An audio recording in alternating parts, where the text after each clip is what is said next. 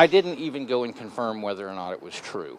Less than 2 weeks after retiring as St. Tammany Parish coroner, Dr. Charles Preston is answering questions and clearing the air. So many outrageous things have been said that have no foundation in fact. Preston, who served 10 years as coroner, says right now he's concerned with the direction the office is going. And Dr. Tape's position is death investigation is the only thing that counts. Mental health is not important. The sexual assault nurse examiner program, not important. In 2001, the current St. Tammany coroner, Dr. Christopher Tape, was accused of sexual misconduct. He was never charged with the crime, but Preston says if he was aware of the allegations, Tape would not have had a job.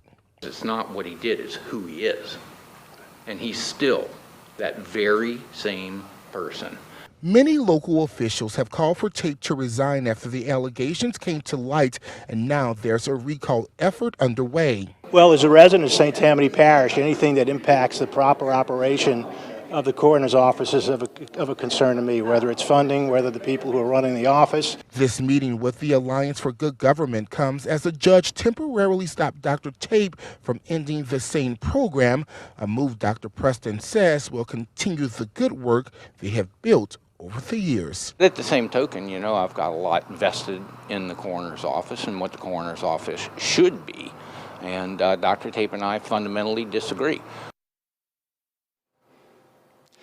Now, Preston did tell me when he left office in March, he did take some equipment, but he says that had no impact on the coroner's office website or the office. He says he will be vocal and still be around because he have a deep appreciation for the coroner's office and St. Tammany Parish.